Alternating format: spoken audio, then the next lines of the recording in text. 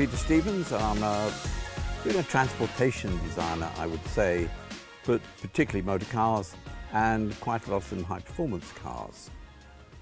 Before I started on the XJR-15 project, I'd worked at Ford Motor Company, I'd worked at Ogle for a couple of years. They were a design consultancy. And then I went to Lotus for 6 years as chief designer.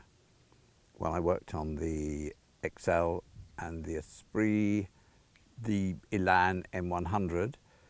And it was actually during my time at Lotus where almost every company went to Italy to get the first opinion on what a car should be like.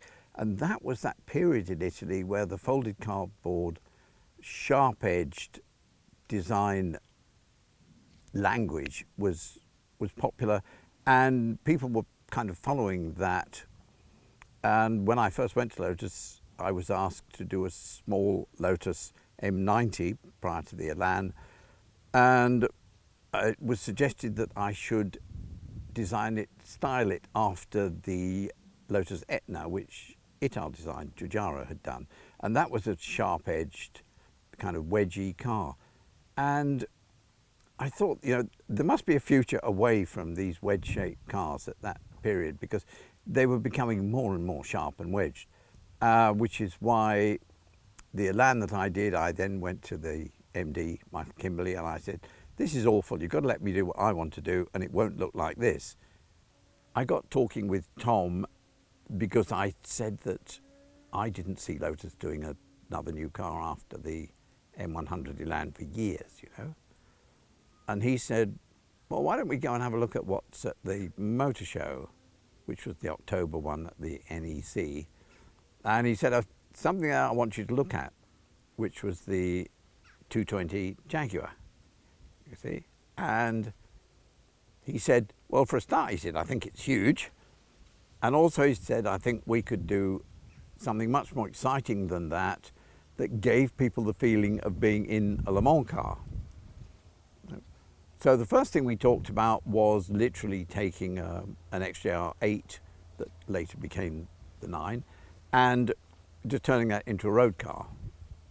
But of course, since the thing was designed to be like this much off the ground, by the time we jacked it up, you know, so the wheels came down and the wheel arches were all, it just didn't look right at all. It looked really quite silly. And I knew Tom well enough to say the same thing I'd said to Kimberley, which is, this is awful, you know, give me a chance to do something else. And he said, well, fine, you know, come back next week and show me what you've done, because he liked kind of instant things to happen. So I went back with 3 different schemes, and being Tom, and it's always kind of charming the way he did it, he said, well, which one do we do? And I said, well, you know, what do you think? He said, I don't know, I'm not a bloody designer. He said, you're the designer. You tell me which is the right one to do. He said, and you don't need to demonstrate you've been busy. I know you're a busy man. He said, that's fine, you know. So let's just do the one. And I said, well, it'll be this one, pointing to one of the drawings you see. And he said, right, what do we do next? And I said, well, we make a quarter scale model, and you can have a look at that, you know. Because at the time, of course, there was no TWR design in the sense that there became. And so he didn't really know the process, you know. But he was fascinated by it, and he loved seeing the clay model kind of emerge. He came up to a modelling shop in Wolverhampton about every week or week and a half, you know. So and he didn't choose to have any input in it at all. He was perfectly happy. He was excited, he just wanted to see. Although it could be said to sit right alongside the 220 or even compete with it, at the time, because Tom was always a competitive fellow, he wanted to do it literally to compete with the 220, you know. But he looked at the 220, he said, well, that's a reasonable GT car. He said, if there's enough luggage space, maybe you'd, you know, drive down to south of France in it. I want something much more raw, something much more immediate, and something that really gives you that feel of being in a Le Mans car. you know. So working with a friend of mine, Jim Router, who did all the chassis engineering, and Andy Morrison, who was in charge of the project, you know, we had a pretty clear idea. Well, Tom gave us the crashed Win Percy XJR-8 that had flipped at Le Mans, but it was a demonstration of how good the monocoque was, because the monocoque was still absolutely sound, but not wise to use for race. So he gave us that to see what we needed to do to keep the kind of philosophy of the carbon tub, but change it wherever we needed to. He hadn't any intention of using, you know, old Le Mans car tubs. And we quickly found, of course, and my comment was that the people who will buy this car won't be little, you know, 5'5" race car jockeys. You know, they could be big blokes, and so, you know, we've got to make space for them to get in. So the inside of the tub's got to be wider, and the roof's got to be higher, you know, and the door's got to be bigger. And Tom just said, right, you know, saw it up. You can. And in fact, at the time, I sawed off one half so I could show him what the race car would still like, and how we had gone beyond that in the size of it. So it wasn't. I suppose being competitive as well. I did see the 220 as being competitive. Later on, of course, Tom, slightly to his embarrassment, was given the job of productionizing the 220, which was a massive project in itself, which is where by then we were very advanced with the 15, and he had to explain to Jaguar what the 15 was all about, which was quite interesting, because I went with him to dinner with a couple of people from Jaguar, and we kind of came clean. And as Tom said, it's a different car completely. He said, you know, it's just a Le Mans car on the road, and what we're going to do is make a race series for 16 of them. This distanced itself really well from the 220, so they were quite comfortable with that. When you think that, I mean, Tom's major task was to win Le Mans for Jaguar, and he had the absolute 100% support from John Egan, you know, and clearly winning it in 89 and then 90 as well, you know, stood him in good stead at the highest level, as you might say. You know, there were other people in Jaguar who, at the time, you see, it was going to be called a TWR R9R, and we actually did the badges, you know, and the first car still wears that badge. So we didn't have an intention, Tom didn't have an intention of calling it Jaguar, you see, but I think because he and Egan got on very well, and Egan, well, he loved the fact they'd won Le Mans, and he loved the look of the car, and he said, why don't we set up a joint company between TWR and Jaguar, and it'll be called JaguarSport, and the product that we make will be the JaguarSport XJR-15. You know? And I can imagine, you know, back at the ranch, some people say, oh, what about our car? But, you know, the thing that Egan had said to him, well, we're doing your car as well, and it's a different car, you know, and that's fine. I would say that the 15 project is actually about the most fun that I and the other guys involved had with the project. You know, there were only half a dozen of us, so it was a tiny team. So there was no politics, there was no infighting, all the rest. We just wanted to make, you know, a wild car, really. And Tom's, it's funny, because Tom has a reputation, particularly amongst people that he beat in racing, you know, that he was a tough, ruthless, hard bastard, which he absolutely was. But he also absolutely knew how to enjoy himself and make sure that the team enjoyed themselves as well. You know, so to that extent, it was actually great fun. And I mean, Tom didn't treat every rule that seriously, because when he came back from winning Le Mans in 1990, we had the car ready for him, and he took the number plates off his Range Rover and had the guys put them onto the Jaguar, because he was going to drive it for a week, and see how it was on the road and what things needed changing, you know. So, and that was his idea of fun. I mean, sometimes when he was like racing the Rovers and they had to run in a new engine, he'd say, oh, well, you know, put some trade plates on it and I'll just go out. He said, and I'll end up at Brands Hatch with it. It'll be running by then. So he, you know, but he would laugh with this. It wasn't, you know, like he was, you know, acting with criminal intent, but he just thought it should be fun, actually. One of the things that's very satisfying about the XJR-15 and having worked on it is that it was the first all carbon composite monocoque road car.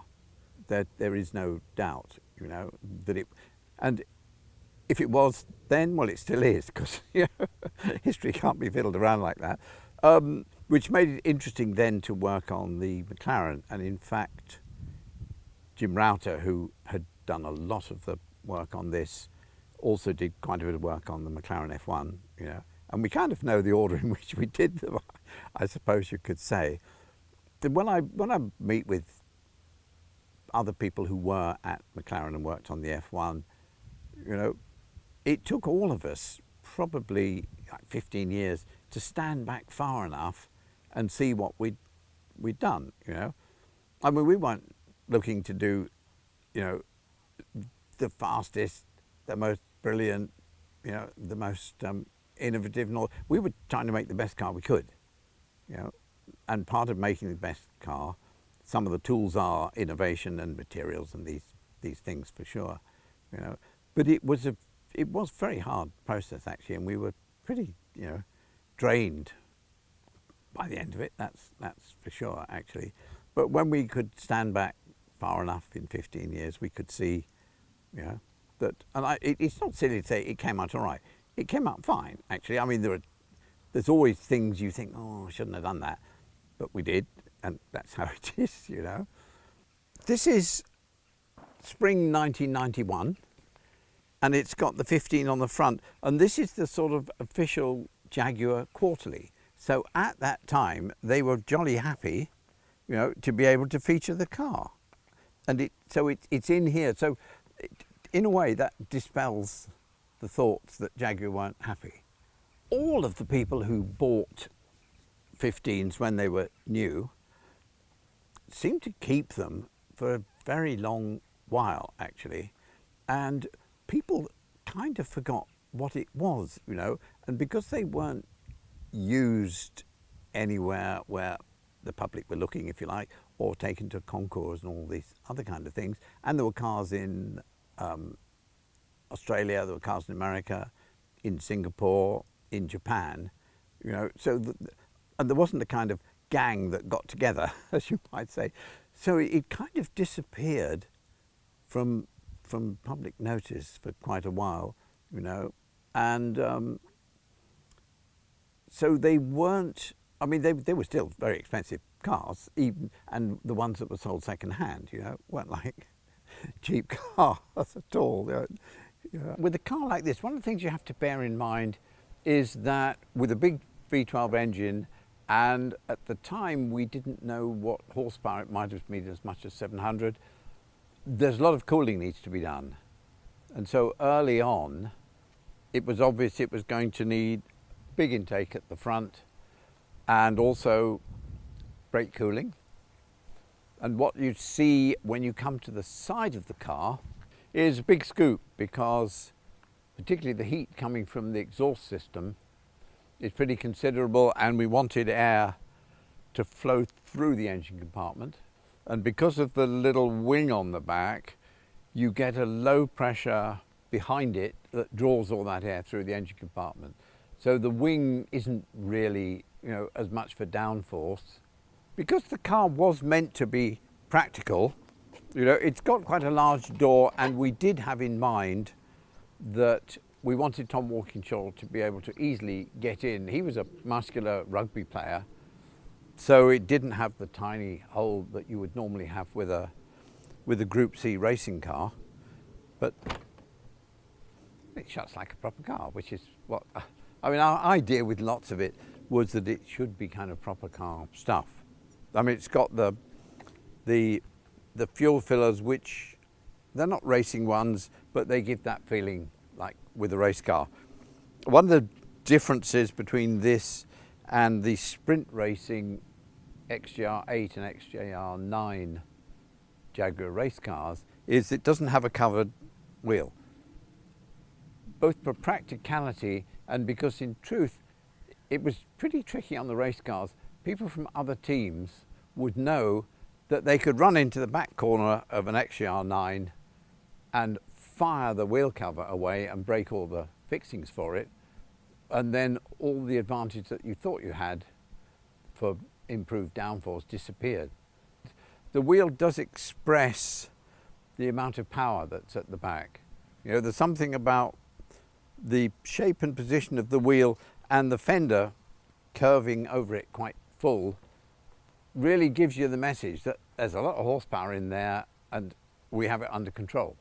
When we come to the back, it doesn't have a giant diffuser, which was something that made it different from the Le Mans cars, but it does have some ground effect, which is why there isn't any lift. I mean, this doesn't do a lot towards lift, but it does a lot towards controlling the air at the back. So effectively it makes it faster because the drag is actually lower with the wing, but also there's a lot of negative pressure, so all of that hot air that's gone in the sides can come out of the louvers across the back of it. And these little louvers here are, because when these things get particularly hot is after you've been tearing along and you stop, it gives a kind of chimney effect so that all the hot air around the engine can then waft upwards, not be trapped under the carbon, because at the time we didn't know how the carbon panels would work properly on a road car, which is a very different situation from a really fast race car. The two seats are one moulding, so the driver sets the seat where he wants it to be, and the passenger, because he's along for the ride, he doesn't have a say in it. But in fact, it's still got plenty of space for the passengers. And the thing that people liked at the time and still do, there's a pair of headphones, and they clip either side of the headrest. So if you're particularly busy and noisy inside, you can talk to your passenger. Friends of mine with smaller sons tell me that the son loves the fact that he's got the intercom to talk with dad if he's not too busy going properly fast. What you can see is that the carbon, I mean the carbon it's a structural material. It's not a kind of styling thing. It is an engineering material, but you can finish it nicely. Or on the race cars, you know, it was the raw carbon as it came out of the tool, you know, and that's because its job was simply to protect the driver and make this stiff structure. On this, we thought it would be nice because it's real, but to finish it better so it's got this reasonably glossy finish on it. But I mean, the doors, the interesting thing is, and when you move the door, you know it weighs almost nothing because it's just a carbon piece, you know. And it's one of those things that tells you how light the structure is and how nicely it shuts as well.